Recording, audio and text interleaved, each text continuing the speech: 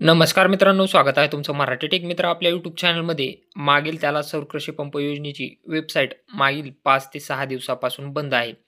यामध्ये खूप साऱ्या युजरद्वारा वेबसाईट कधी सुरू होणार असा प्रश्न आपल्या टेलिग्राम चॅनलला तसेच वेगवेगळ्या व्हिडिओखाली कमेंटद्वारे विचारला जात आहे.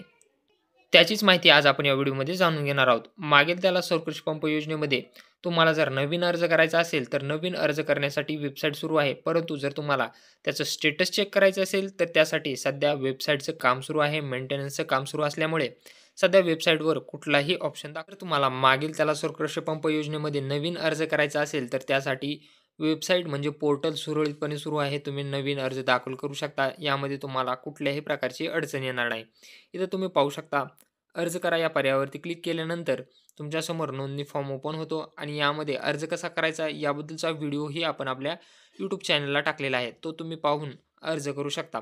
अर्ज केल्यानंतर तुम्हाला पेमेंट करायचे असते किंवा त्याचं स्टेटस चेक करण्यासाठी अर्जाची स्थिती या पर्यायावरती अर्जाची सद्यस्थिती या पर्यायावरती क्लिक केल्यानंतर वेबसाईट तुम्हाला इथं मेंटेनन्समध्ये दाखवली जाते. इथे तुम्ही पाहू शकता, कृपया तुमच्या शंका mtskp.support@mahadiscom.in वर मेल करा. म्हणजे अर्जाची सद्यस्थिती तुम्हाला सध्या चेक करता येत नाही. तुमचा अर्ज कोणत्या स्थितीमध्ये आहे, तुम्हाला पेमेंट करायचं असेल तर त्याचं पेमेंटही करण्यासाठी सध्या ऑप्शन नाही.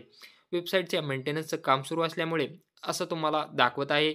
वेबसाईटच्या मेंटेनन्सचं काम सुरळीत झाल्यानंतर संपूर्ण झाल्यानंतर लवकरच वेबसाईट सुरू होईल आणि त्याचं अपडेट आपण आपल्या टेलिग्राम चॅनललाही देणार आहोत. तसेच आपल्या यूट्यूब चॅनललाही देऊ. त्यामुळं काळजी करण्याचं काहीही कारण नाही. वेबसाईट लवकरच सुरू होईल आणि वेबसाईट सुरू झाल्यानंतर तुम्ही पेमेंट करू शकता किंवा तुमच्या अर्जाची सद्यस्थिती चेक करू शकता किंवा तुम्ही वेंडर सिलेक्शन करू शकता. तर असं हे महत्त्वपूर्ण अपडेट होतं.